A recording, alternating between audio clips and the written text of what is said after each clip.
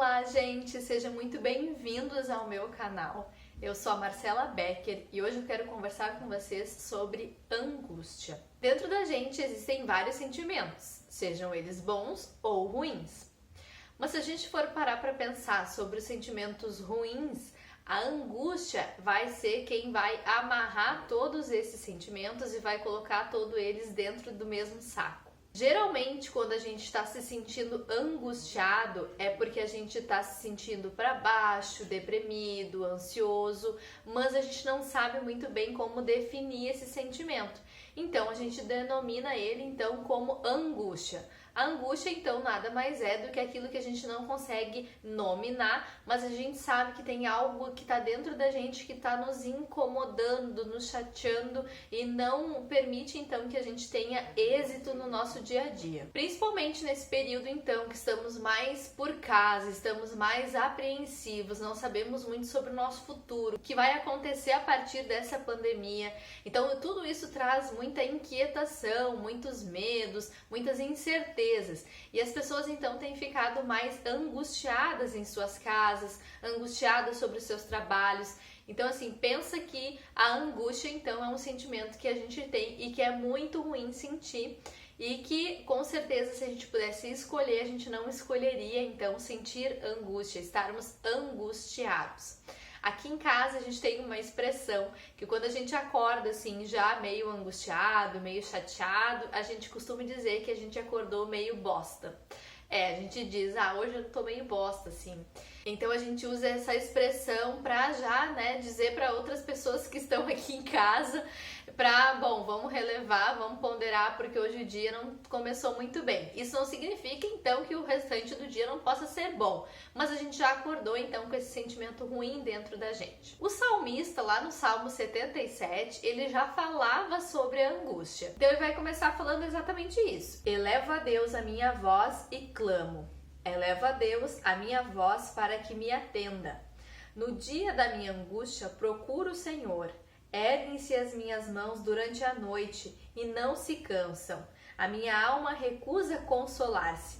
Aqui eu acredito, entendo que ele está muito angustiado, ele está muito nervoso, ele está muito apreensivo e ele está clamando, ele está com as suas mãos levantadas e ele não cansa, ele não cessa de pedir, de clamar a Deus, porque ele quer que isso saia dele, porque ele está muito chateado, muito angustiado, ele quer que isso, então, esse sentimento ruim se afaste dele. E ali no final, a minha alma recusa consolar-se, ali eu acredito que ele está pensando assim, poxa, eu já tentei várias coisas e mesmo assim a minha alma não tá me deixando em paz.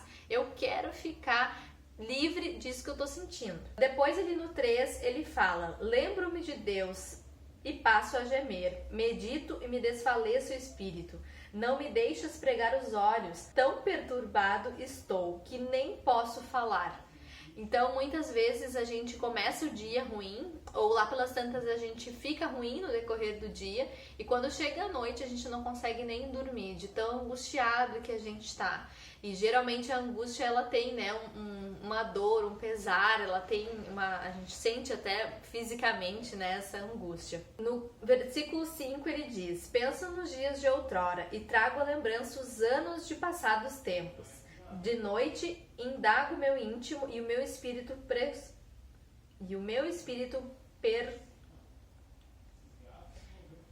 De noite indago meu íntimo e o meu espírito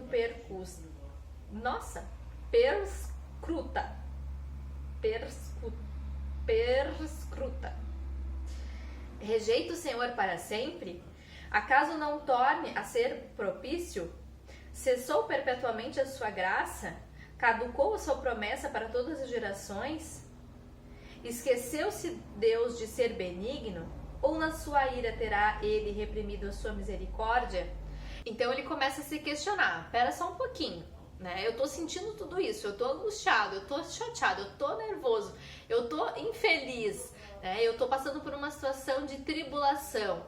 O que está acontecendo comigo? Será que Deus esqueceu de mim? Será que a sua misericórdia foi embora? O que está acontecendo? Será que a sua ira veio sobre a minha vida? Mas ali então, no versículo 10, ele diz, então disse eu, isto é a minha aflição, mudou-se a destra do Altíssimo. Então ele começa a entender que não é isso que está acontecendo. O que está acontecendo é que ele está angustiado e isso é algo que vem dele.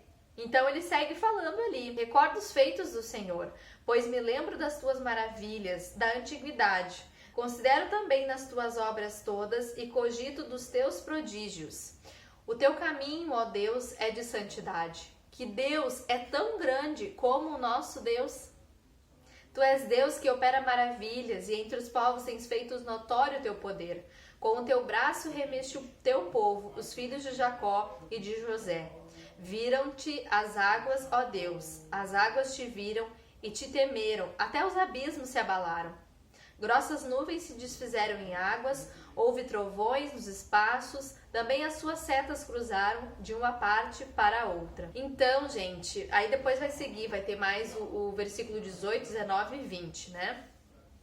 E o salmista vai continuar então falando ali sobre os feitos do Senhor e finaliza então reconhecendo, né, lembrando tudo que Deus fez por Moisés, pelo povo de Israel.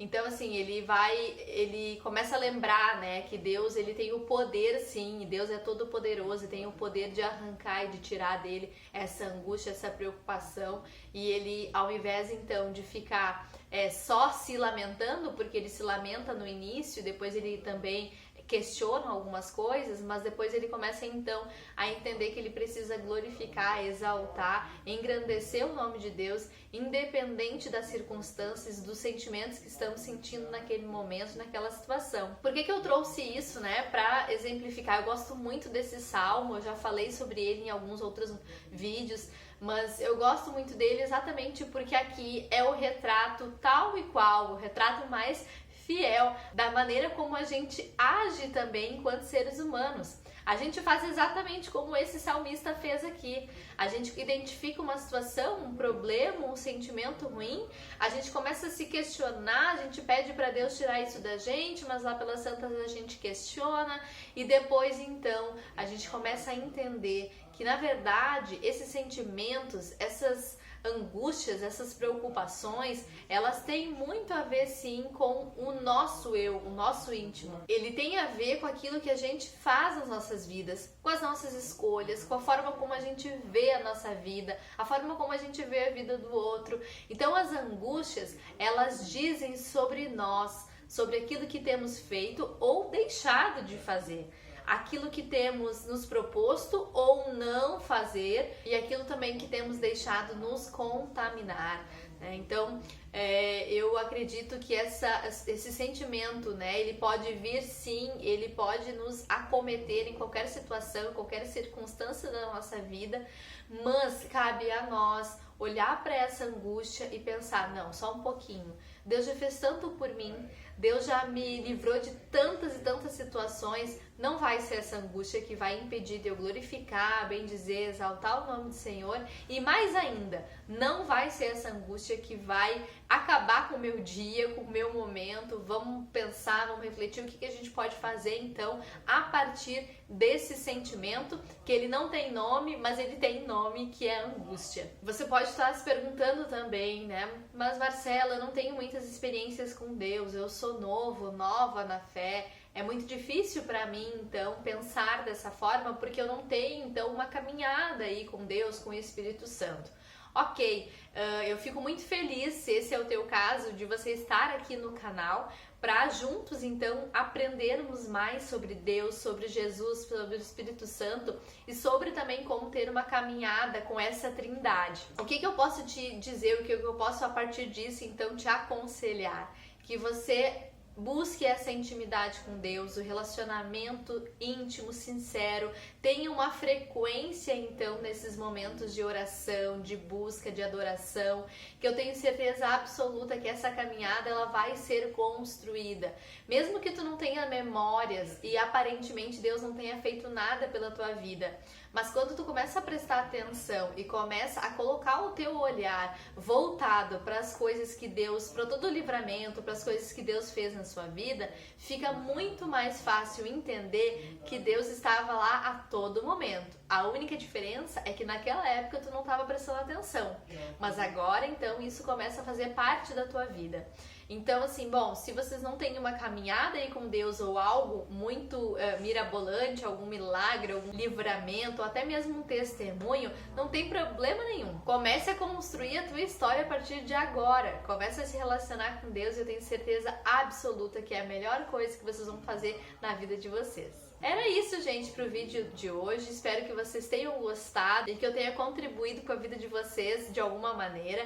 Se vocês gostaram desse vídeo, curtam ele e compartilhem também com outras pessoas que gostariam de ouvir sobre esse assunto. Eu peço também que vocês possam, então, se inscrever nesse canal se tu ainda não é um inscrito, para que a gente aumente cada vez mais e mais as pessoas, a nossa comunidade, a nossa família, né? Porque afinal de contas, eu começo já a entender que aqui a gente é uma família.